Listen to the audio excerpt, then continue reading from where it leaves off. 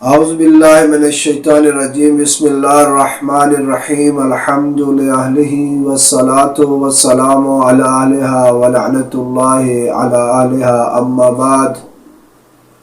درود و سلام ہو محمد و آل محمد کی ذوات مقدسہ پر،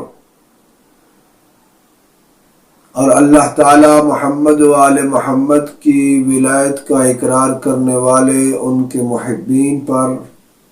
اپنی رحمت کا نزول فرمائے اور ان کو دنیا کے ہر شر سے محفوظ و مامون رکھے۔ آج جو موضوع ہے وہ موضوع ہے تسبیح فاطمۃ الزہرا سلام اللہ علیہا اور اس کی فضیلت اور اس کے پڑھنے کا اجر۔ بس مختصر، کیونکہ بہت سی روایات ہیں، ہم کوشش کریں گے کچھ اور بھی روایات دوسرے آگے پروگرام میں بیان کریں، لیکن قبل یہ کہ ہم بہت مختصر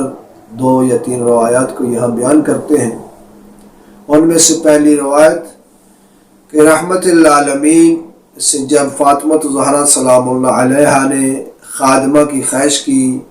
کہ کام کرنے کے باوجود میں تھک جاتی ہوں، کام کی وجہ سے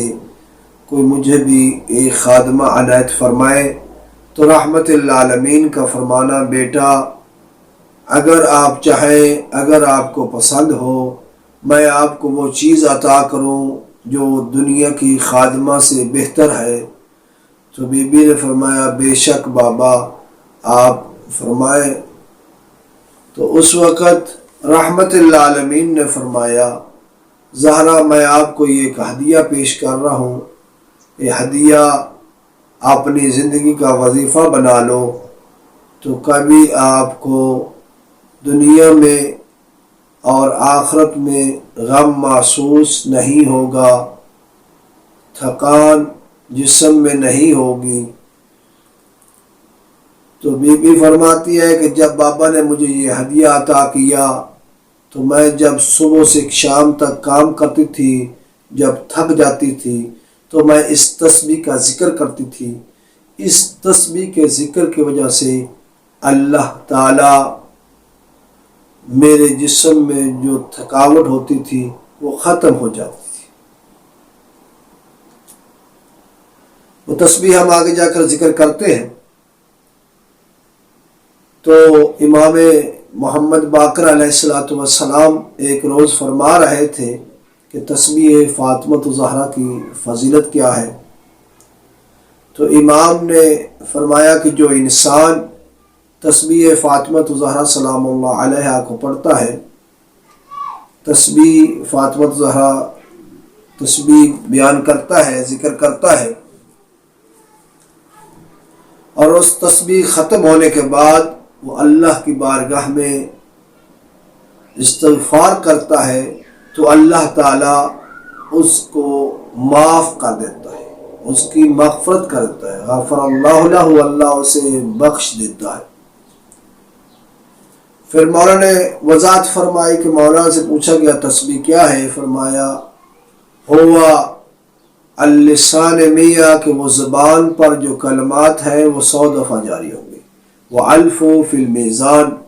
لیکن جب ترازو میزان میں قیامت کے دن آئیں گے وہ اس وقت 100 نہیں ہوگا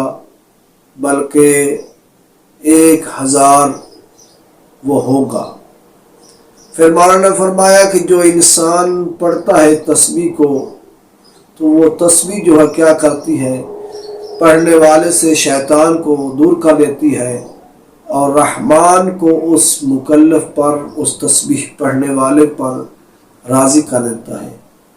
تو دوسری روایت میں امام جعفر صادق علیہ السلام اس طرح فضیلت تسبیح زہرا سلام اللہ علیہا بیان فرما رہے تھے۔ تو مولانا نے فرمایا، آپ کو پتہ ہے کہ جو انسان اپنی واجب نماز کے بعد تسبیح فاطمۃ الزہرا سلام اللہ علیہا پڑھتا ہے، قبل یہ کہ اپنے پاؤں کو پھیلا دے، یعنی جس حالت میں اس نے نماز پڑھی ہے، سلام کیا ہے، اسی تشہد میں بیٹھ کر قبل یہ کہ پاؤں کو پھیلائے، تسبیح پڑھے، تو اللہ تعالی اس کو بخش دیتا ہے، اور فرمایا واجبت لہ الجنہ، اور اس انسان پر جنت واجب ہو جاتی ہے اور جہنم اس پر حرام ہو جاتی ہے۔ ایک اور روایت میں ہے کہ امام جعفر صادق علیہ السلام فرماتے ہیں کہ جو انسان سونے کا ارادہ کرتا ہے، فراش کی طرف پہلے وہ وضو کرے، وضو کرنے کے بعد تسبیح فاطمہ زہرا سلام اللہ علیہا پڑھے، تو جیسے ہی وہ پڑھتا ہے اللہ تعالیٰ اس کے نامہ اعمال میں 1000 نیکی جو ہے درج فرماتا ہے، اور جب اٹھتا ہے تو اس طرح اس کے نامہ اعمال میں 1000 نیکی لکھی جاتی ہے۔ پھر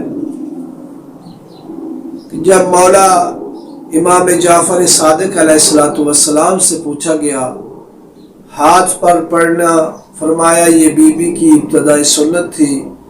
بی بی جو تھی وہ پہلے ہاتھ پر تسبیح پڑھتی تھی، وجہ کہ یہ ہاتھ گواہی دیں گے قیامت کے دن بار الہ اس نے تیرا ذکر کیا ہے، ذکر کثیر یعنی تسبیح فاطمہ زہرا جسے اللہ نے فرمایا ہے صبح و شام میرا ذکر کرو، تو وہ تسبیح فاطمہ زہرا ہے، اور یہ یوم معاشر ہاتھ گواہی دیں گے۔ پھر بی بی نے جب اس کے بعد ایک تسبیح بنائی جو دھاگے کی تھی، پھر بی بی نے جب جناب حمزہ شہید ہوئے تربت لے کر اس سے تربت کی تسبیح بنائی، تو تربت کی تسبیح پر پڑھنا سنت بنت رسول اللہ ہے۔ تو امام جعفر صادق علیہ السلام نے فرمایا کہ عام تسبیح پڑھنے کا جو اجر ہے وہ یہ ہے کہ ایک تسبیح کا اجر اسے ملے گا جتنا ہے، لیکن وہی اجر اگر انسان تسبیح تربت کربلا امام حسین علیہ السلام پر پڑھتا ہے، یعنی کربلا کی اس تربت پر خاک شفا پر پڑھتا ہے، تو اللہ تعالیٰ اس کے ہر تسبیح جو ہے وہ 400 درجات نیکی عطا فرماتا ہے، اور 400 جو ہے اس کے گناہ کو مٹا دیتا ہے، 400 جو ہے اس کے درجات کو بلند کرتا ہے، یہ معصوم نے فرمایا، اور 400 اس کی حاجت کو پورا فرماتا ہے۔ تسبیح پڑھنے کی یہ فضیلت ہے، اور اللہ تعالی ہمیں محمد و آل محمد کی ولایت پر ثابت قدم فرمائے۔ قبل یہ کہ ہم ختم کریں، ایک اور روایت جسے امام جعفر صادق علیہ السلام نے فرمایا ہے کہ میں امام جعفر صادق جو ہے یہ تسبیح فاطمہ الزہرا کا پڑھنا میرے لیے محبوب ترین ہے۔ کس چیز سے؟ کہ میں دن میں 1000 رکعت پڑھوں، اس سے بھی یہ میرے لیے محبوب ترین ہے۔ اس لیے ہمیں اپنے بچوں کو اور ہمیں خود کو ہر نماز کے بعد صبح و شام اس تسبیح کے ساتھ اپنے آپ کو لازم ملزوم کرنا چاہیے، اور ہمیشہ ہمیں ذکر